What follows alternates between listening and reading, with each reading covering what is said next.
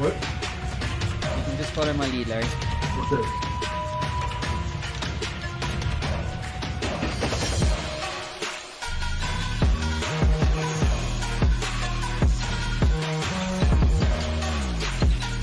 Hi, everybody, and welcome back to yet another cracking edition of the Matt Brown Show. This is the Secrets of Fail series, where we are talking to successful CEOs all about their epic business blunders and everything they've learned in the process of failing. And with us in the hot seat today is none other than Larry Stuardi. He is the CEO of MRA Group.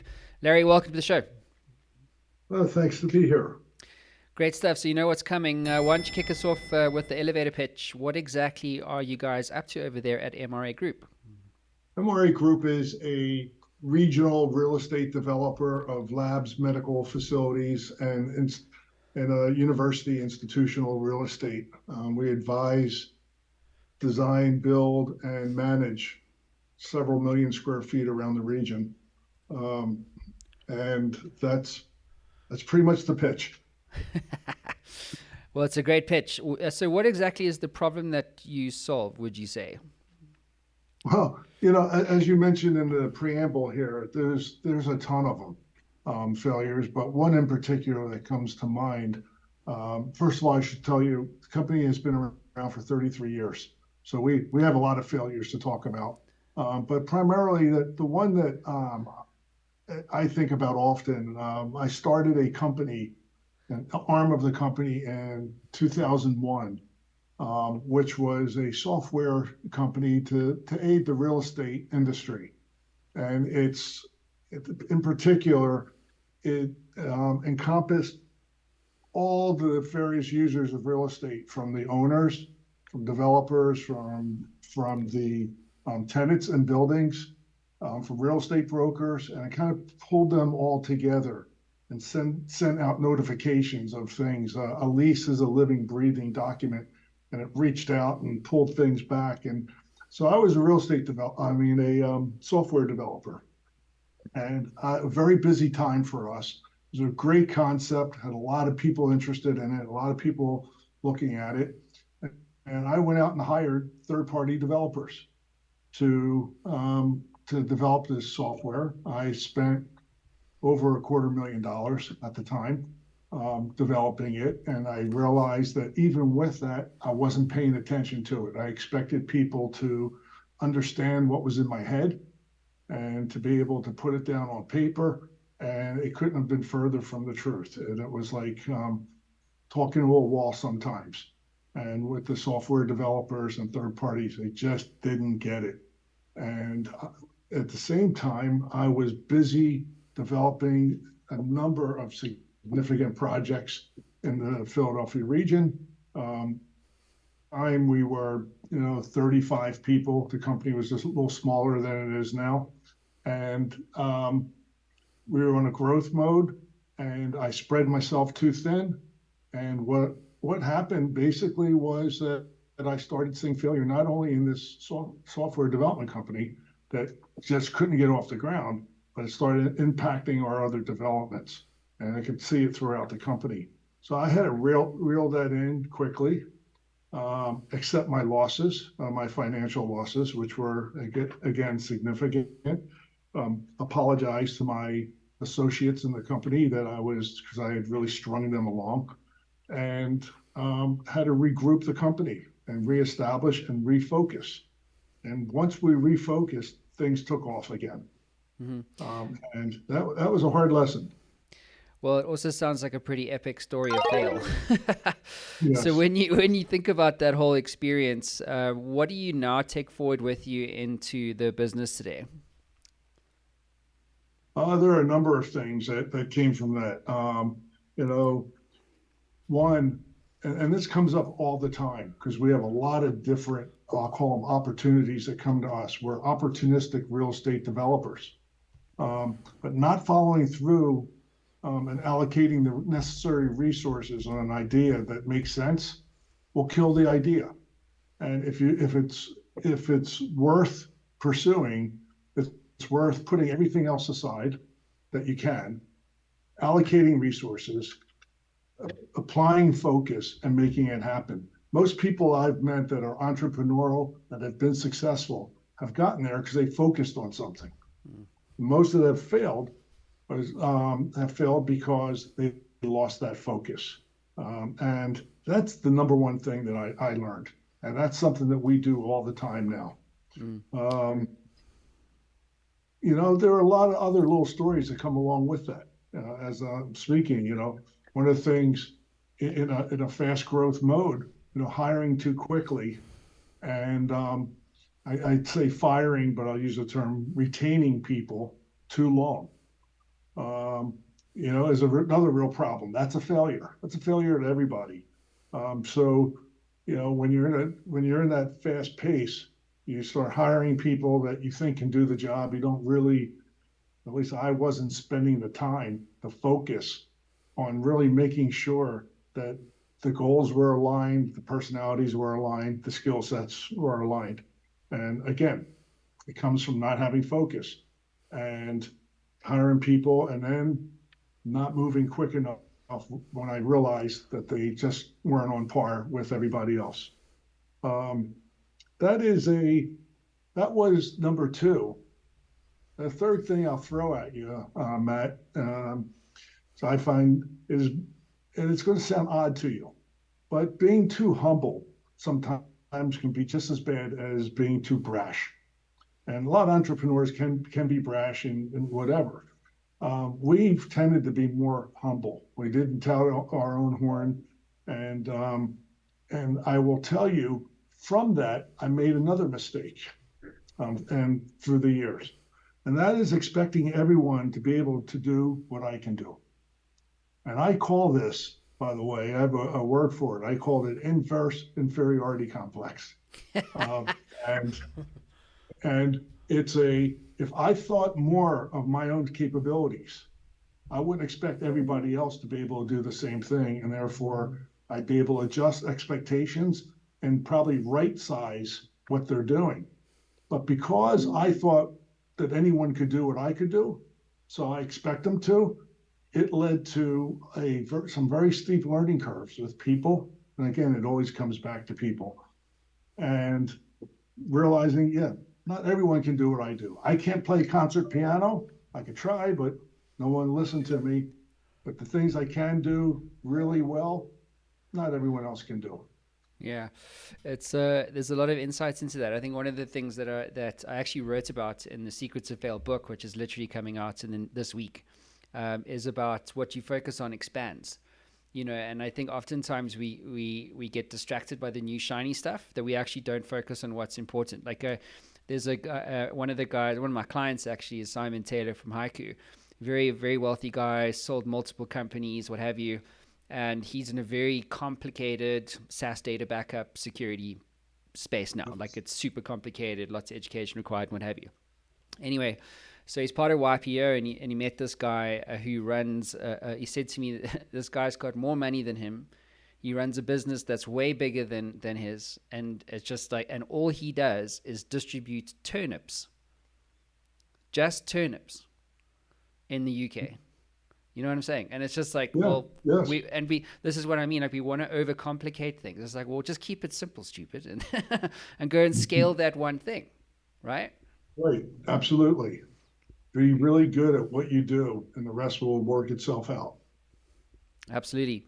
So, so Larry, if you could get into the Matt Brown Show time machine and kind of go back to yourself, during this whole experience as you were having it, now with the luxury of hindsight, what would you do differently and why? I would have found a really good, not software developer, but someone that understood software developers, which is a difference. I didn't understand that they would show up at 8 o'clock at night and work through the night in a t-shirt. That writing code. I would hire the right person to run the process, as compared to me running the process and thinking I knew what the heck I was doing. Yeah, I call it developer speak. like you just like, what did you say? Like it's not like the languaging, it's just the way that they construct the model of what you're trying to build back to you. You know, like I had my last company was a sizable services business, and then we were like, well, let's build some technology. So I hired a CTO and hired a development team and all this stuff. And one of the most frustrating things, like I'm a genuinely impatient man. So, but if I think that if I can build a product that goes from A to B or get to MVP quite quickly, and then you get developer speak back, which is like, here's why it can't be done. I'm like, Right. listen, we put a man on the moon like, 60 years ago. Please don't tell me that you can't build a SaaS product that's MVP stage in like 4 weeks. Do you know what I mean? And you keep Yeah, having absolutely. just like gray hair syndrome. Well, man, I've come to learn that there are plenty of people that say it can't be done. There are plenty of people that don't do it.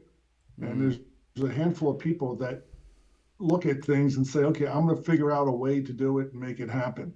And it's just the way they're built. You can call it entrepreneurial. What I always get a kick out of is the entrepreneurial classes at college and universities. They have people taking, getting degrees in entrepreneurship, which is oxymoronic to me. mm, mm. Um, it just goes against the grain. And you either get it or you don't. And there are a lot of things I don't get, but the things I do, ever since these experiences going back 20 plus years, I've tended to focus on what's in front of me, and we're intent about it, and we're known as a company that makes it happen. And we also have a client base which is separate from our own development. And for our clients, all they need to do is define what they want to achieve. We'll figure out a way to make it happen. Mm. And more often than not. Absolutely. Tell me, Larry, what's your advice to other CEOs or entrepreneurs about the importance of failing or failure in becoming successful? Well, the most important thing about failure is to learn from it. Obviously, I know it's a cliche, but when we hire in here, I tell the younger people, I make sure I walk around. I say, hey, make as many mistakes as you can, as quickly as you can, and learn from them, and be open to learning from them, and not acting like you know what the heck you're doing. Um, it's okay not to know what you're doing. So there is, for us and making mistakes, what I find most off today is that when people do make mistakes, they don't want to, I'll say, advertise it. I get it. But they don't want to open themselves up to really learn about what the heck went wrong, Mm, not to bounce it off of other people. mm-hmm, Say, hey, I screwed this up. What do you think I could have done differently? And to get different opinions about it, and because everyone else will have a different opinion. I will say that we promote that at MRA to a level that is well beyond what you typically find in most organizations. We can cover for it. We can fix mistakes if we find them early enough. mm. Um, and we're dealing with architects, engineers, contractors. So there's plenty of room for mistakes. Always is, my friend. Always is. So, Larry, what about books, tools, and resources that you recommend? Podcasts, other things like that. Books you'd like really love. Well, first of all, I think you have an excellent podcast, so I'll put that first. An unblemished um, um, endorsement there. Um, there's a book that I read that I think everybody should read, every entrepreneur should read, and it's called The First Tycoon. And it's about Cornelius Vanderbilt. Hmm. And it's an incredible story um, that is about coming from nothing, which is where I came from, and building an empire, and the things that happen along the way. So if you haven't had a chance to read that, I forget who the author is, quite frankly, but if you haven't had a chance to read it, the first Tycoon is well worth it. Another book that um, um, there's a book called The World's Richest Man. And it was, again, you'll find 12 different books out there. This is about the guy that built the Spectrum in Philadelphia, which was a sports arena.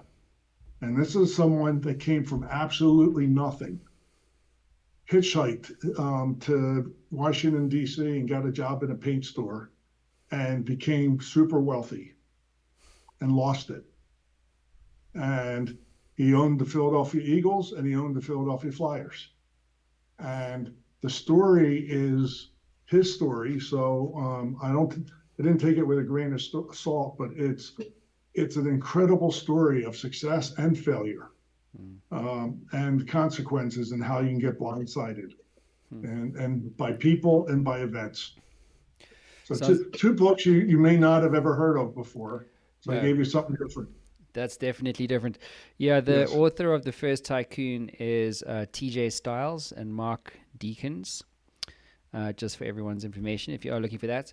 And then, Larry, I'm going to recommend a book for you to read if you're interested in like non-obvious off-center books that don't really have much to do about business but give you perspective, is Genghis Khan and the Making of the Modern World. Have you read that?